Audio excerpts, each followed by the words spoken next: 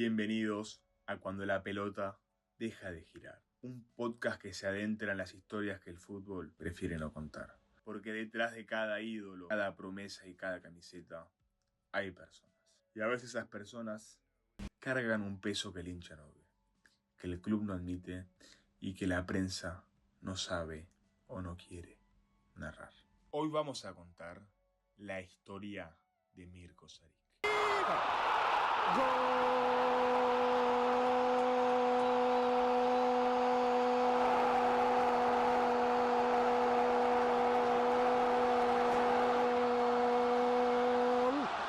De San Lorenzo del Magro, a los 5 minutos igual a Mirko Saric. Una historia tan brillante como dolorosa, una historia que todavía deja preguntas sin responder.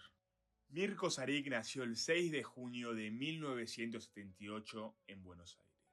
Se crió en el Bajo Flores, en Pasaje Febre, entre Asamblea y Santander, muy cerca de la ciudad deportiva de San Lorenzo de Almagro. Era una familia profundamente ligada al club. Sus hermanas competían en natación y tanto él como su hermano Martín jugaban al babifútbol en Sol del Plata y pasaban gran parte del tiempo dentro del club. Mi hermano empezó de muy chiquito jugando al fútbol en un club barrial, que así se empieza, y después en los clubes grandes, como ejemplo San Lorenzo, te vas a probar.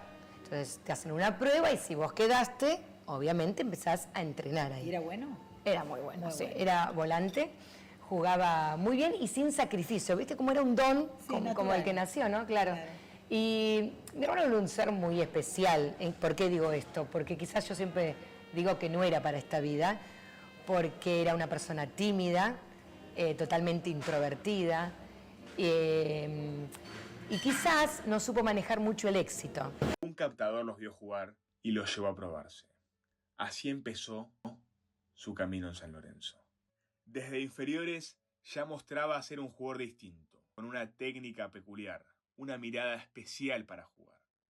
Era un volante elegante, de 1,90 m, de cabeza levantada, pase limpio y mucho criterio. Por eso más de una vez la gente decía que tenía cosas de Fernando Redondo, por estilo, por postura y por forma de entender el juego. Los que lo veían entrenar decían que esto no era un invento, que verdaderamente ese joven tenía muchísimo talento. Pero detrás de las luces había una sensibilidad profunda. Un joven que atravesaba episodios de depresión, que no entendía el mal. No podía entender que había gente que obraba con egoísmo. Por eso el contexto de mi hermano era todo. Claro. Era pibe súper bueno, tenía facha, tenía un contrato, Crack. jugaba en la selección, lo querían comprar a los equipos del Real Madrid y así todo. Tenía el problema y tomó una decisión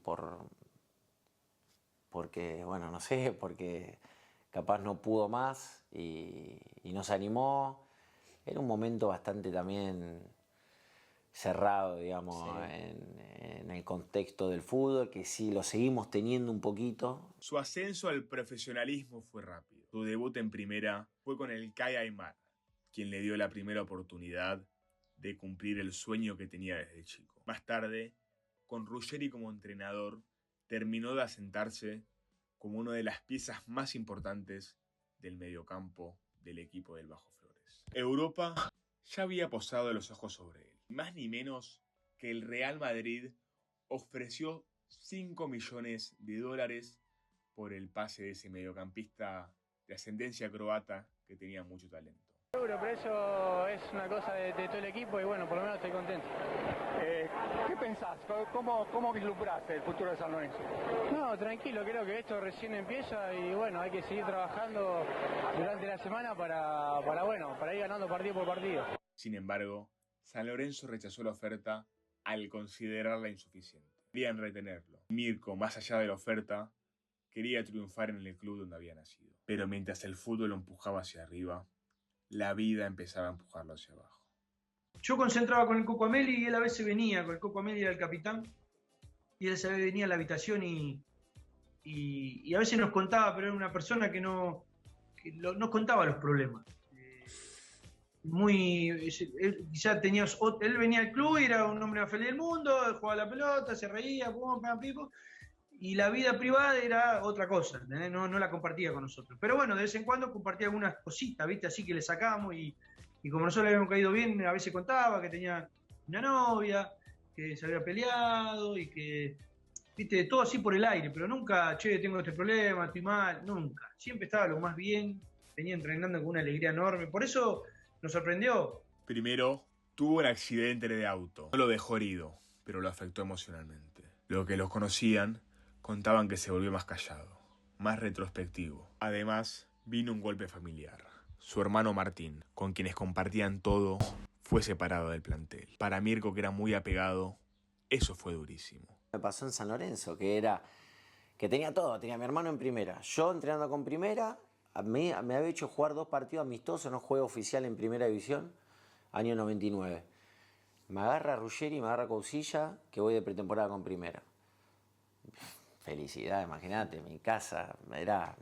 Digamos, nosotros vivíamos para llegar a ser profesionales, para jugar juntos, y bueno, y cuando pasaron 2-3 días me llama Víctor Hugo Doria, el coordinador de juvenil en ese momento, y me dejaron libre. Poco después, él mismo fue bajado de la reserva por indisciplina y bajos rendimientos. Una señal que sintió como una pérdida de confianza y de lugar dentro del club. En el año 2000, cuando jugaba un partido en reserva contra River, sufrió una lesión grave. No podía jugar, no podía mostrarse, no podía descargar la presión dentro de la cancha, que era lo que lo hacía más feliz. San Lorenzo seguía recibiendo ofertas desde Europa, pero todas fueron rechazadas. Y Mirko empezó a sentir que su carrera se detenía mientras el mundo seguía avanzando y lo lastimaba. La noche que estábamos en la concentración en San Lorenzo, yo lo vi de chiquito a él. Lo fui llevando, lo llevé a la primera, lo hice debutar, lo metí, jugaba un fenómeno, hasta que una noche estoy en la habitación solo, mirando la televisión, me golpean la puerta y era él. Pasa, tengo que pasar. Se sentó en la cama ahí conmigo, teníamos una relación así con los pibes, ¿no? Sentó en la cama y le digo, ¿qué te pasa? Jugaba, había firmado contrato, fachero, le tenía que correr las pendejas que lo venían a buscar al entrenamiento, a la concentración, lo corrían para todos lados, familia de bien, todo perfecto. Se me sienta y me mira y me dice, no, te quiero decir que no le encuentro sentido a la vida. Mientras tanto, su vida personal también se desmoronaba. Su novia le dijo que estaba embarazada, y por un momento eso lo alegró. Parecía una luz entre tanta incertidumbre, pero había algo que no cerraba. Cuando la concepción supuestamente ocurrió, Mirko estaba jugando y concentrando con las juveniles de la selección argentina, lejos de Buenos Aires. La duda se hizo inevitable, lo que hizo que su madre lo obligue a hacer una prueba de ADN en la que se confirmó que el hijo no era suyo. Mi hermano pensó que iba a ser padre y lamentablemente por el ADN se enteró que no iba a serlo. Entonces fue muy duro para él eso. Muy decepcionado. Claro, y los futbolistas, los compañeros ya habían regalado presentes, como que iba a ser padre. Entonces había hecho mucha ilusión con eso. No estamos hablando de un chico de 20 años. Muy jovencito. Que quizás de la vida, lo que yo te dije hace un rato, yo a mis 20 años no pensaba de la misma forma, ahora que casi 39, casi 40. Entonces, eso fue lo que, sí, en la vida fue un antes y un después, y en mi vida también fue un antes y un después. Ese golpe emocional lo dejó devastado. Una herida íntima y silenciosa que se sumó a la presión deportiva, a la lesión y a la frustración acumulada.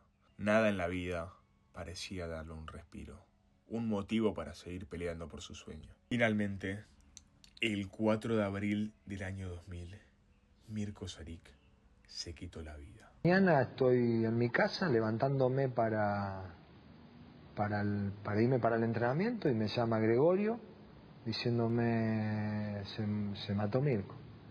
Y yo digo, déjate joder, le digo. No, me dice, venite que se mató Mirko. No podía creer. Como que nos avisó, viste, a todos. Tenía apenas 21 años y un futuro enorme por delante.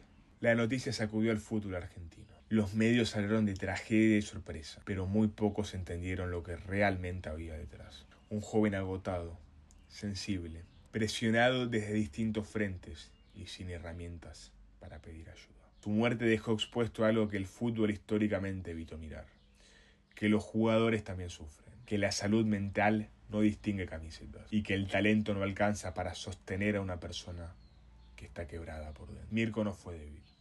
Fue un pibe que cargó con más de lo que podía. Un chico que creció en un ambiente que exige fortaleza y donde mostrar tristeza se confunde con fallar.